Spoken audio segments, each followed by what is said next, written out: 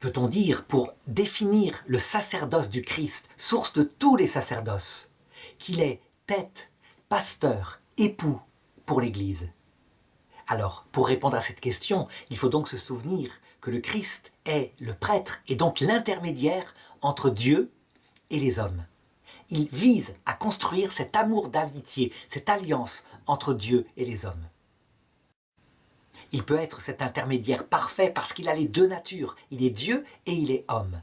Du coup, pour être intermédiaire, il faut qu'il ait d'abord une relation à Dieu. Il aime Dieu de tout son cœur, mais de manière spéciale.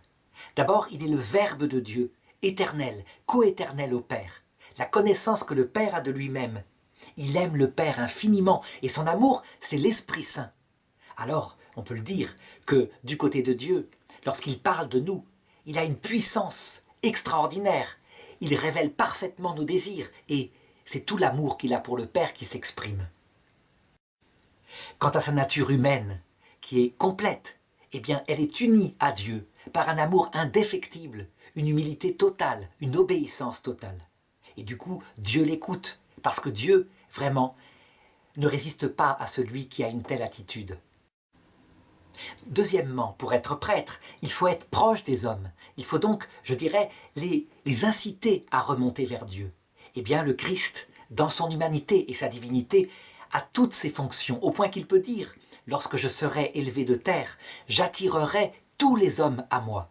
Et du coup, pour signifier cette proximité par rapport à l'humanité qu'il attire, eh bien, il y a des analogies qui sont données par Jésus.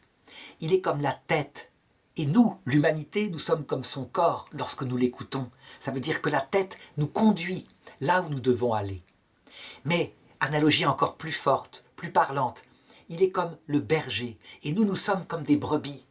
Et le berger n'est pas quelqu'un avec un bâton de fer qui tape sur les brebis. Non, il marche devant. Et les brebis le suivent parce qu'elles entendent sa voix. Or, quand on contemple le Christ, qu'on voit un tel amour, une telle humilité, ça correspond à notre cœur. Véritablement. Voilà pourquoi, sans doute, la religion chrétienne, en 300 ans, a pu s'imposer dans l'Empire romain, alors qu'elle n'avait, à papier humain, je dirais, aucun espoir de réussir. Comment imaginer qu'un Dieu tout-puissant puisse mourir sur la croix et conquérir un empire guerrier comme l'Empire romain? Eh bien, ça s'est fait. Analogie encore plus forte, il est l'époux de l'Église. Et nous, notre âme est comme son épouse. Pourquoi c'est encore plus fort? Parce que ça manifeste l'intimité qu'il crée avec nous pour nous emmener vers son Père. Eh bien, par tous ces moyens-là, on en arrive à définir ce sacerdoce particulier qu'est le Christ et qui est le modèle de tous les prêtres qui vont émaner de lui. Donc les deux sortes de sacerdoce, d'abord les baptisés, parce qu'ils aiment Dieu, ils aiment le prochain et donc ils sont prêtres. C'est ce qu'on appelle le sacerdoce royal des fidèles. Tout baptisé là. Et deuxièmement, les prêtres ordonnés, successeurs des apôtres, successeurs des disciples.